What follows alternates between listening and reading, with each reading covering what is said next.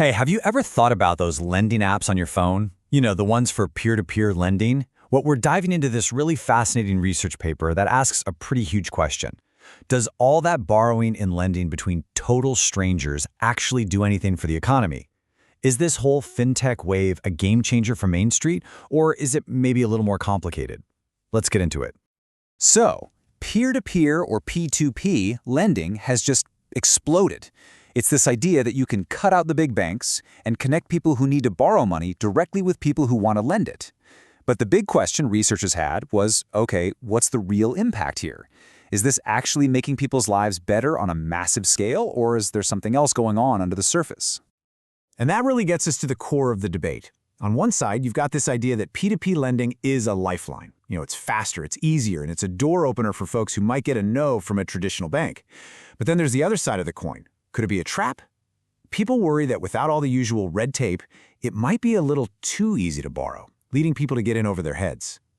So the researchers basically set up a head-to-head battle between two big theories.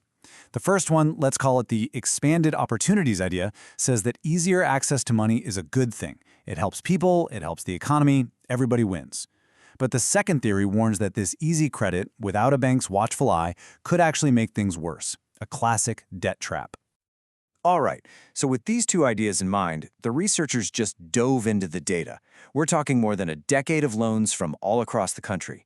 And when they first looked at the big picture, the answers seemed, well, pretty straightforward. At first glance, it really looked like P2P lending was a huge win. You know, it seemed to be doing way more good than harm. It was looking like that expanded opportunities theory was right on the money. The data showed that areas with a lot of P2P activity were just doing better. But the question was, how much better? Okay, first up, jobs. So between 2009 and 2018, places with a lot of P2P lending saw unemployment drop by 58%. In other areas, it only dropped 51%. Now, that 7-point difference might not sound like a lot, but trust me, in economics, that is a big deal. It suggested something real was happening here. And it's the same story when you look at income. You see that same pattern. Places with more P2P action had faster income growth. So the picture was starting to look really clear, right? More P2P lending seems to equal more jobs and more money for everyone. But this is where it gets crazy. Look at the growth in new businesses. In high P2P areas, it was over 3 times higher. I mean, the evidence just seems overwhelming. Case closed, P2P lending is fantastic for the economy, right? Well, not so fast. This is where the whole story takes a sharp turn. Because when the researchers started asking why people were taking out these loans in the first place, they stumbled onto something that changed absolutely everything. It turns out what you're using the loan for is what really matters. Look at this. A massive 76% of these loans are just for debt consolidation, paying off credit cards and stuff like that. And then look at that tiny little sliver for business loans, less than 3%. It looks like nothing. Almost like a rounding error. And you'd be tempted to just write that off, right? To say it's too small to matter. But the researchers found out that this tiny, almost invisible slice, that's where all the magic is. It's the secret ingredient to this whole thing. And boom, here it is, the aha moment, straight from the study. Even though these business loans are less than 3% of the total, they have a, quote, disproportionate positive economic impact. In other words, this tiny little group is punching way above its weight. And here is the absolute kicker. When the researchers ran the numbers again, but this time they took out the effect of that little 3% of business loans, all those amazing results we just saw, the drop in unemployment, the rise in income, they just vanished, gone. The impact of all the other P2P loans was basically zero. So if this handful of business loans is the real hero of the story, who on earth is taking them out? Well, the answer is the smallest of the small businesses. We're talking about what are called micro firms. These are super small operations, fewer than 5 employees. A lot of the time, it's literally just one person, the owner, who does everything. These businesses are the backbone of the U.S. economy, but they often fly completely under the radar. And we're not talking about some high-tech Silicon Valley startup. Think about the businesses right in your own neighborhood.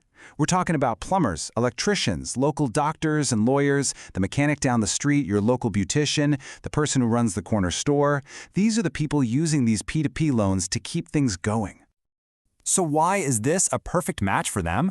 Well, it boils down to three things. First, it's fast, way faster than a bank. Second, it's not as strict, so you don't need a perfect credit score. And third, the amount is just right. You know, a $13,000 loan is nothing to a huge corporation, but for a micro business, that can be an absolute lifeline. Okay, so a tiny business gets a small loan. How in the world does that add up to those big economic numbers we saw before? It's all about the ripple effect. The best way to think about it is like a catalyst in a chemical reaction. You just add a tiny little bit of something and it kicks off this massive chain reaction. That is exactly what these small business loans are doing for local economies. So let's trace it. It starts with one loan. That loan helps a local mechanic expand their shop. That saves their job and lets them hire a new person. Now, both of them have an income, and they spend that money at other local places, the coffee shop, the grocery store.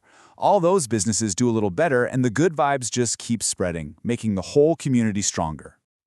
And this isn't just a nice story. The researchers actually put a number on it. They figured out that over 10 years, this ripple effect adds up to about 25 extra jobs in an average zip code with a lot of P2P lending. 25 real jobs, all sparked by these tiny business loans. So what this all really means is that while most of the P2P money is just helping people shuffle around their credit card debt, a tiny, powerful fraction is basically acting like venture capital for Main Street. It's this incredible example of how fintech can actually fuel entrepreneurship from the ground up. And that leaves us with a pretty cool question to chew on. We've just seen that less than 3% of these loans are driving almost all the good stuff. So if a financial tool, almost by accident, can create such a huge ripple, it really makes you wonder, what could we do if we actually tried? What could we achieve if we designed financial tools specifically to help fund a little guy? What's the next big idea?